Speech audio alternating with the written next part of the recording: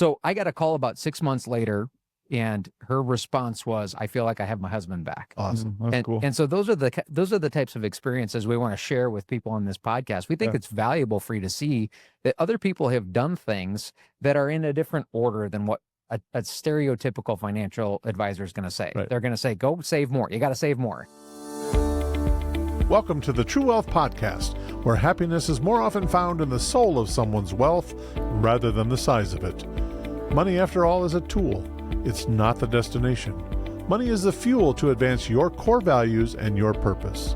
Join us as we share some inspiring stories, true wealth life lessons, and practical strategies to help you design a life of intention, generosity, and fulfillment. All right, so last episode we kind of wrapped up with what true wealth is. We kind of ended it with a little bit of a story about what my dad taught me about true wealth. We didn't really, I'll just give you a high level again, because there are 9 principles before we dig into the question of the day of what true wealth is. And number 1 is being a living example of the transformational power of love. We're going to unpack that in an episode sometime. Sticking to your core values, be driven by your purpose, be accountable through your goals, cherish relationships, value your health, wisely use your financial resources, find ways to be compassionate with the world, and be open to wise counselors. So that's the core of the 9 principles. We will dig into all those.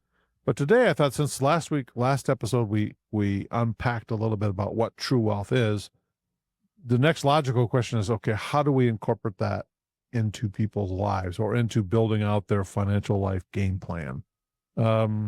So we'll take a look at that. Thoughts on that? How are you guys? How are you doing that when someone calls, and they sit? You're going to say, okay, we got questions to ask you. Just unpack that for me a little bit. How do you guys deal with that?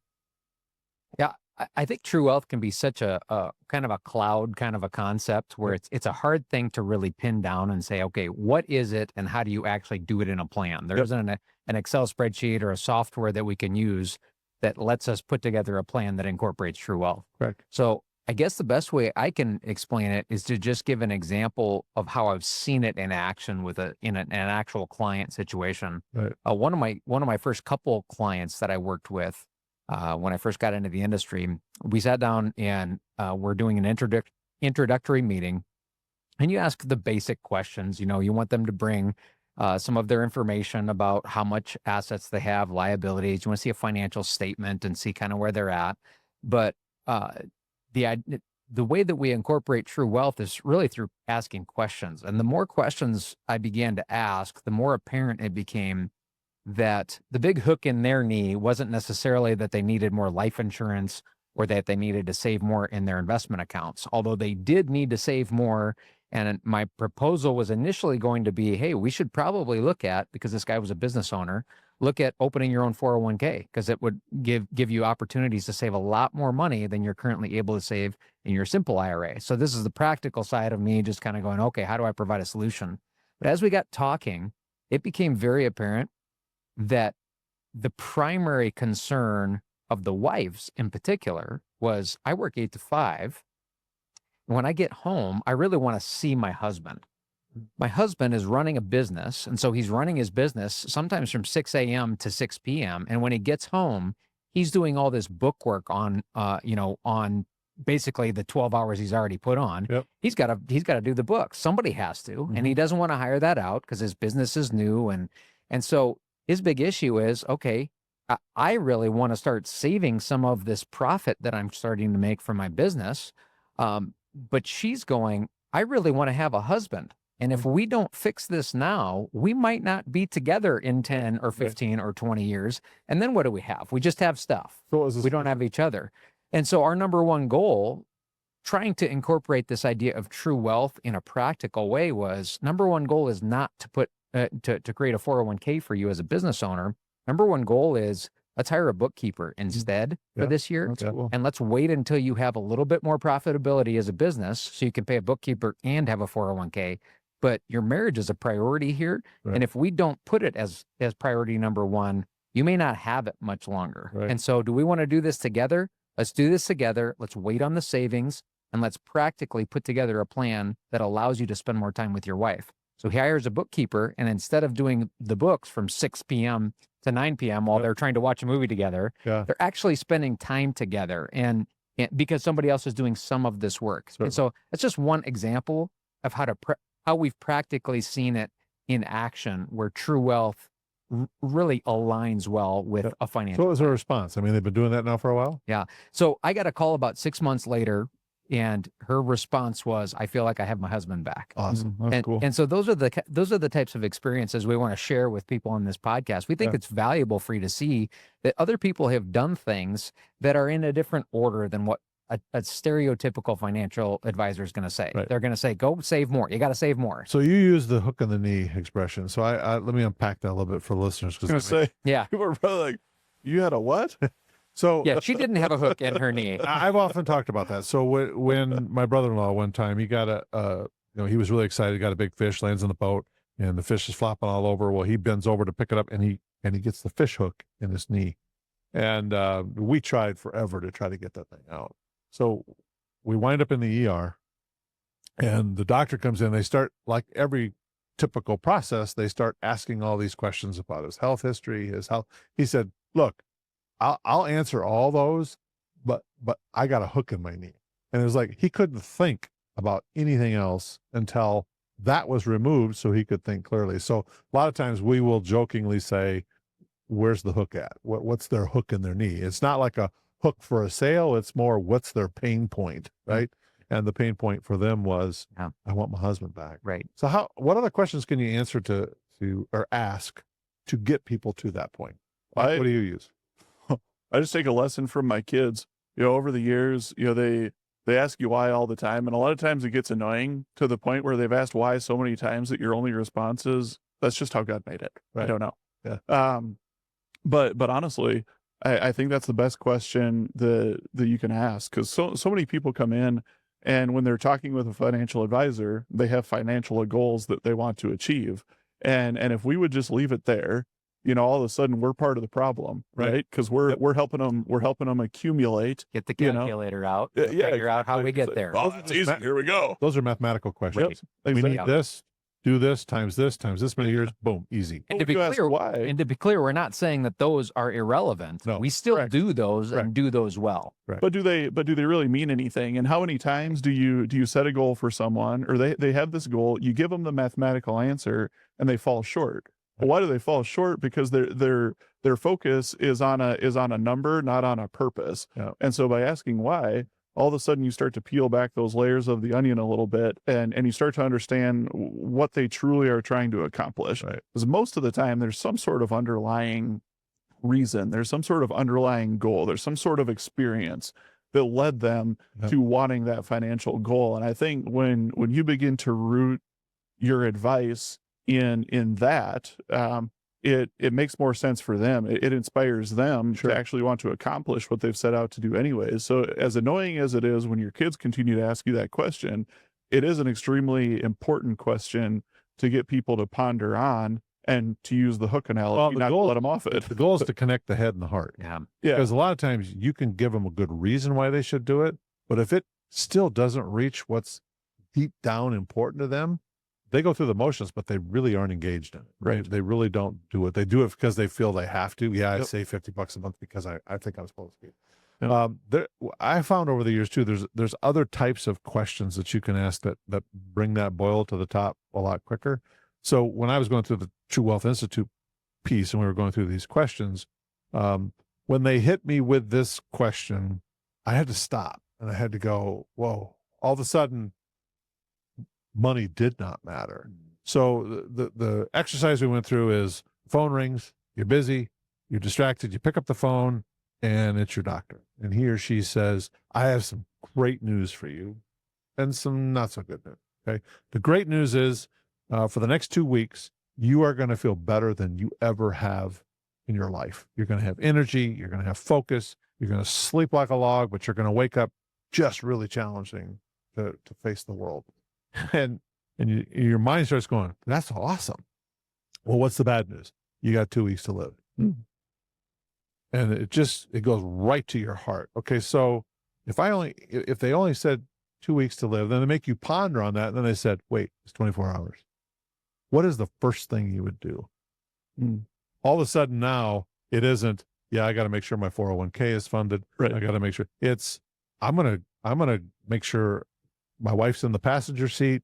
Rocco's in the back seat in his bed. I'm going to call the kids and say, hey, I this is my situation, but I'm going to celebrate my life for a little bit. Let's go up to our little happiness spot up north and let's get together and let's share time together, because that's really where my core, what's important to me. So, but getting people to open up to that, they would open up sooner their checkbook, which is usually pretty guarded, than to have to get to that level of emotions. And we're not trying to, we just really want to know what is important to you.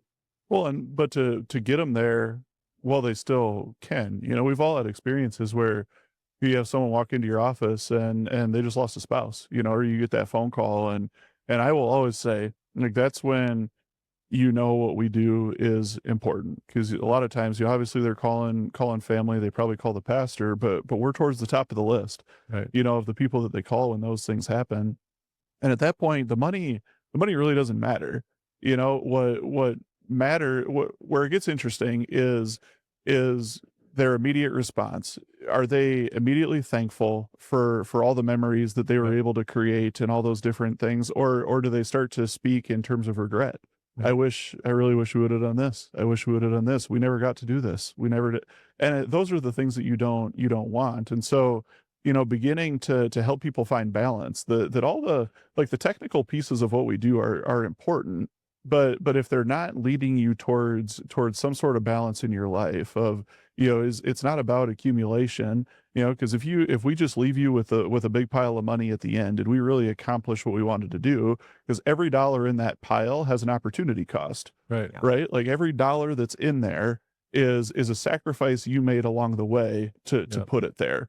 Well, if those at some point, is that really worth it? Right. And there's too many people, I think, that would say, I'm not sure it was. Well, I think the goal is to be responsible and living for today, but make sure you've properly planned for the future, so that, because I've had that too, a lot of times where, I'm going to retire at 65. 65 comes, they actually weren't quite ready for a lot of other reasons. They go to 67, and then before you know it, they were 70. All right, we're doing this. They retire. One of them passes away. Yep. Was that a Really great gets sick. plan? Yeah. No. So to step back, like the example I use, where I'm going to make sure my wife's in the passenger seat, my dog's in the back seat, and my kids know where I'm going. Yeah. Part of the reason that works is because I have planned before that. So I had the freedom to be able to say, I can go do this because I know this is going to be fine. She's going to be fine when I'm gone. I need to have this experience. So once you know that, how do you begin incorporating that into the actual planning process? How do you guys do that? It's a hard one, because it's a journey, and I think that's where the struggle of this whole concept sometimes of true wealth comes, is because it's not a silver bullet, it's not an answer. Mm-hmm. We talked about that last time, that it's almost just this, it's this way of living. It's this state of being. Mm-hmm. And that's not a one meeting fix. I think we talked maybe last time about this idea of rerouting, and rerouting takes some time, maybe takes a little time to sort of till up. And like we've already said, a lot of times people have a hook in the knee. Right. And so, but most of the time that hook got there because of some sort of underlying issue that exists. Right. And so a lot of times the first meetings that we have are very technical, Mm-hmm. and they revolve around a lot around the financial. But I think over time, it's that relationship that's key. And when you build a relationship that's founded on trust, and you're giving answers to them like you gave your client. I mean, that's probably not a typical financial advisor answer. A typical financial advisor answer in your scenario is, well, I'm going to invest your money for you, or I'm going to sell you this project, or this product. It's very transactional.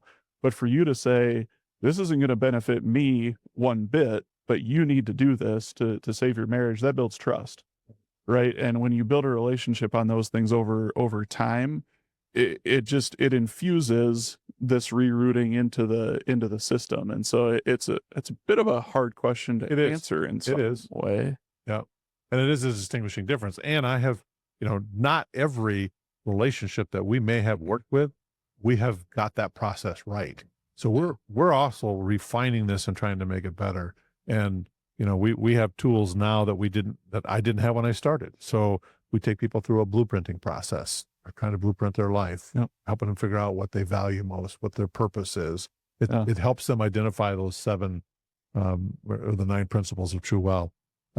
In there too, I think it's valuable. We started trying to incorporate, which again, a lot of our existing relationships may need to go through this as well, but new ones certainly will, having a statement of financial purpose. Now, why are we doing this? Is it so that you can, winter in South Carolina? Maybe, but why? Why is that important? Right. I want to spend time with my spouse. I want to do so. What other things do you find value in, and how to incorporate or bring value to the financial planning process along the lines of the True Wealth concepts?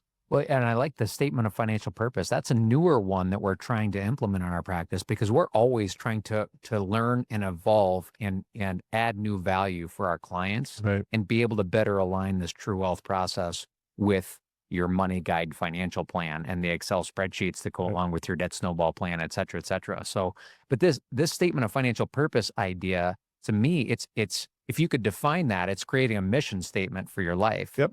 And Exactly. we've used some tools to be able to help people to make that process easier, so that you don't have to necessarily go on a 2-week retreat and and do whatever to come up with your life's purpose. But we want to be able to have a statement of financial purpose, A, to be able to guide your own plan, but B, and maybe even more importantly, to be able to communicate to the next generation, what are my goals financially? Right. We have come through a generation that the greatest generation was the greatest generation in so many ways, but communication about finances was Right. not one of them. Exactly. It was, hey, you're going to get what you get. You'll find out when I die, Right. is the communication, Yep. right?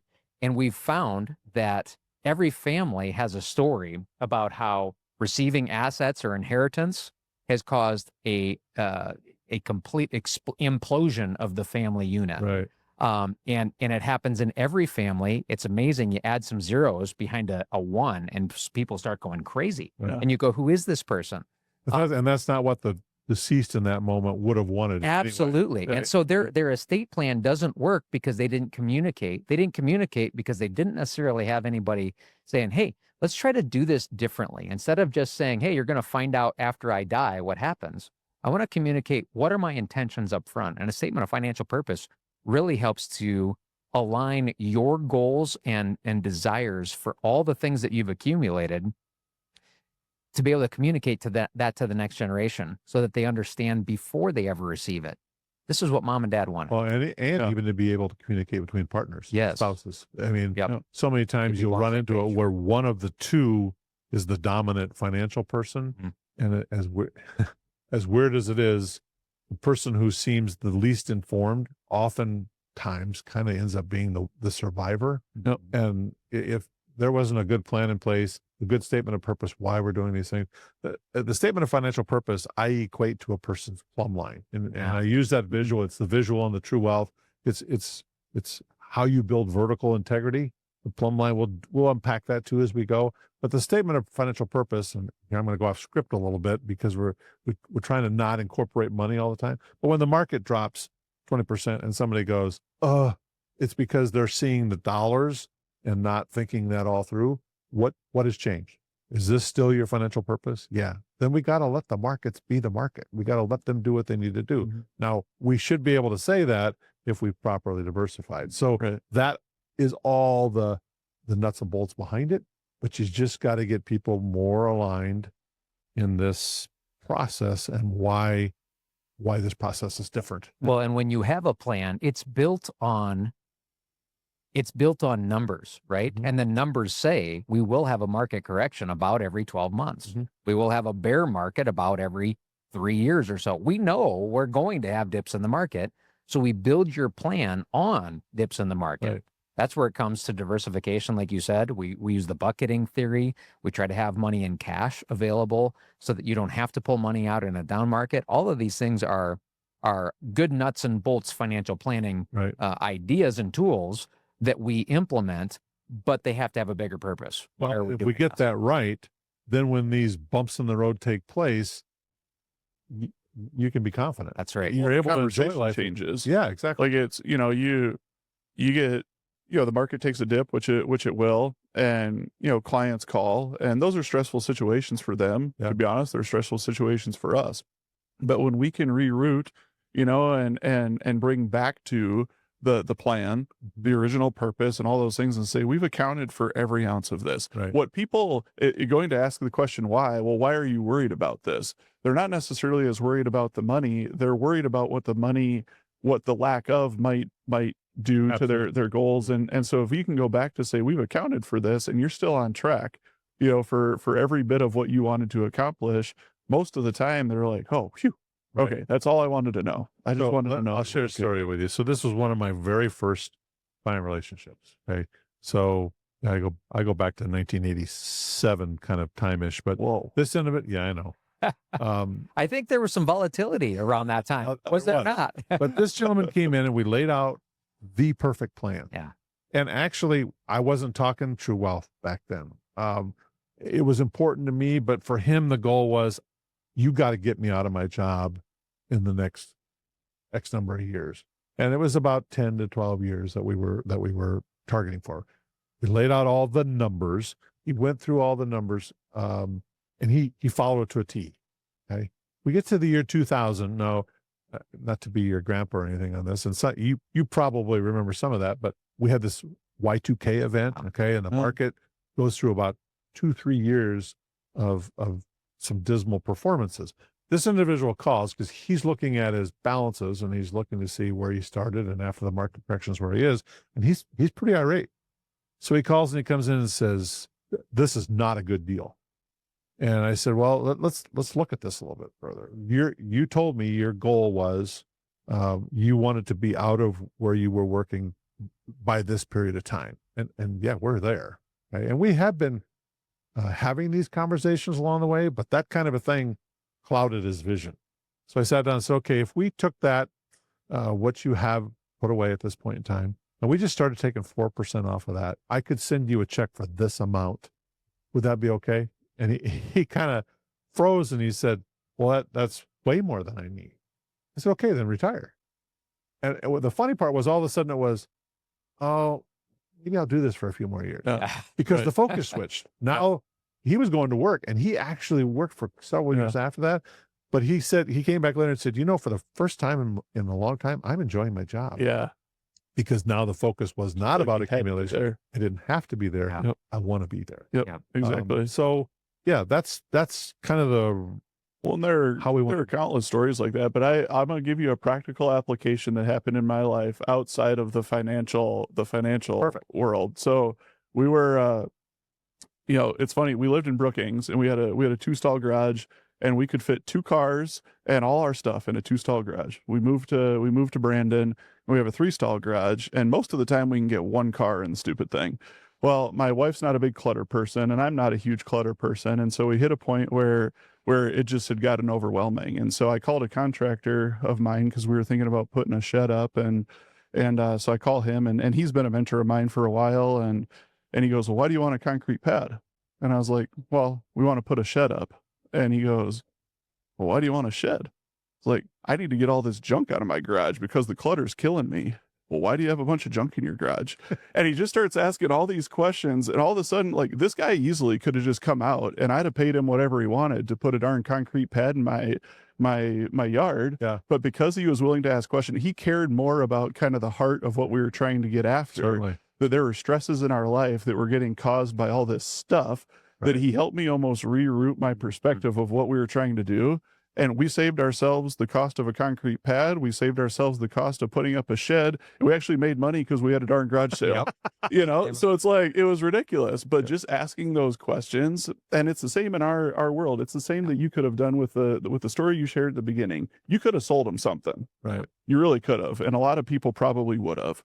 But because you asked questions, and because you truly got to the heart of what was actually causing them some stress and some issue, you're able to offer a solution that means something pretty incredible to them, over the long term. Like that guy, it's a stupid concrete pad, but that was a life-changing experience for me because it changed my perspective on stuff. You know, it changed my perspective on what we were actually pursuing in life. Well, and I don't want to discourage people from having things. I mean, that's not what we do.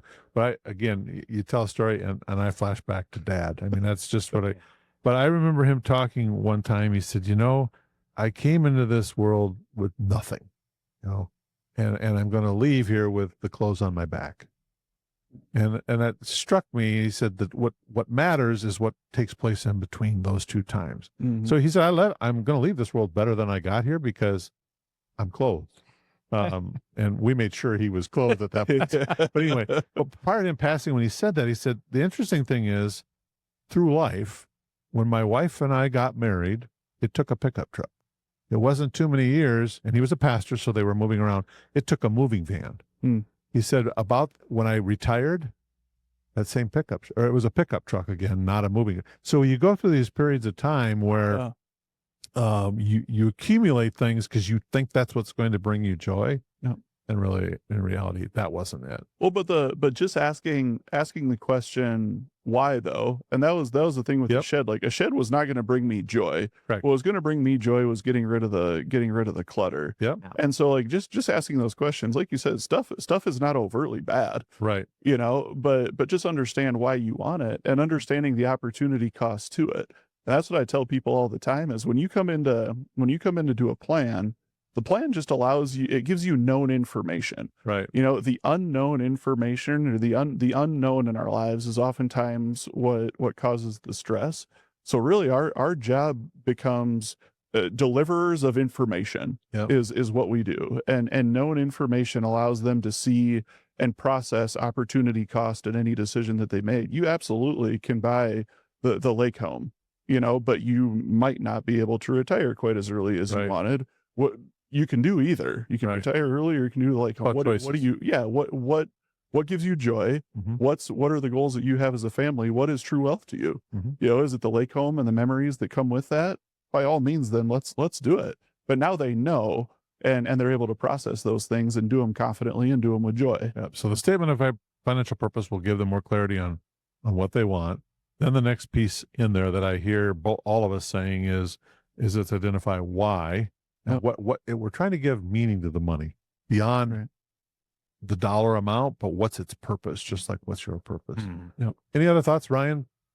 Well, it's a little bit like training an athlete too. I mean, if you're training someone, they have to do something hard or something they don't want to do. Mm-hmm. And for us financially, what we want to do is spend all of our money, right? We don't want to necessarily sacrifice upfront for a longer term goal. We need to see, what am I sacrificing for? Why am I saving the money that I'm saving right now?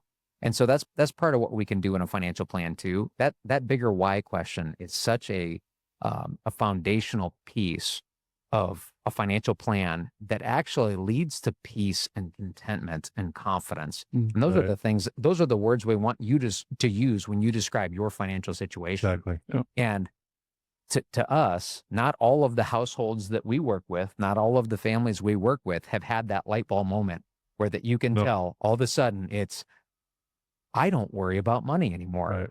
But our goal is to have more people experience that moment because it is absolutely life-changing when you can get to that moment where your finances and your purpose are aligned and you can see that you're going to be okay and you can trust that you're going to be okay. There's a confidence that you can have that you don't necessarily, you don't have to watch your statements anymore. Right. You don't have to worry anymore. Well, we'll uncover this in the next episode because we're going to start way back at the beginning. But it's when I think about stuff and accumulation and all these other things, it's really hard because most people don't have an income problem; they have a spending problem. Yeah. Really. Our government is a prime example of that. I mean, it isn't, they're spending more than they're taking in. So we got an issue, but to get people to scale that back, that's the first thing they think of is you're trying to take away my joy. Well, that's not what's giving you joy. That's what's giving you. And a lot of that has to go back with how we raise kids. We don't, we train them in a lot of things, but we don't train them in money very quick. And we'll talk about this in our next episode, but more is often caught than taught. Yeah. And I think if we're going to get this right, so one of the little I'm going to call it a trick, but one of the little tricks of this process by getting them to focus on the kids is they start going, okay, I want to teach my kids, but then they have to answer Right. some of their own. Right. Exactly. Because the kids are watching. The kids are watching. Exactly. And so we're gonna unpack that in the next episode. So Yep. I like that. any closing thoughts? Otherwise, we'll wrap up. I think one more question to close with is this big idea of how much is enough, going back to Nick's analogy. Mhm. I mean, enough for Nick could have been a 2-car garage. Enough could have been enough became a 3-stall garage without an additional storage Sure, space. And sure. so answering that question, how much is enough, is extremely important for how to move forward and really helps us to help you align your money with True Wealth. Yeah, that's not an easy. Not an easy That's one. an easy task, but Nope. that's the difference between advice. You want to find someone who's going to give you advice, not a product. Right. Yep. But we'll unpack that. One of these days, I want you to share on one of these next episodes. You should share your dad's analogy, but like difference between a salesperson and an advisor. We'll do that. Yeah, Yeah, I'll That's come it. back. I like that because he story. hauled that So- out, and when he went through Yeah. that, I thought, I don't want to be that. But Yeah. yeah. we'll unpack that in the next episode. Well, hey, thanks for joining us for today's episode of the True Wealth Podcast. If you enjoyed this conversation, we look forward to bringing you many more. We'd love for you to just subscribe, share it with a friend, so that we can reach more people who want to experience a life confidently enjoyed. Feel free to share your thoughts, and if you have specific questions regarding the soul of your money and true wealth, send your questions to info@Pinnacle Wealth. If you know of a guest that you'd like us to interview, or like I said, specific questions for you on the broader concepts of true wealth and the soul of your money, send those questions to info@Pinnacle Wealth, because the pinnacle of wealth is true wealth. Thanks for listening, everyone. We'll be back soon. The opinions voiced in today's True Wealth Podcast with Kevin Ingvers, Nick Omlet, and Ryan Ovenden are for general information only and are not intended to provide specific advice or recommendation by any individual. Past performance is no guarantee of future results. All indices are unmanaged and may not be invested into directly. Investing involves risk, including possible loss of principal. No strategy assures success or protects against loss. To determine what may be appropriate for you, consult with your attorney, accountant, financial, or tax advisor prior to investing.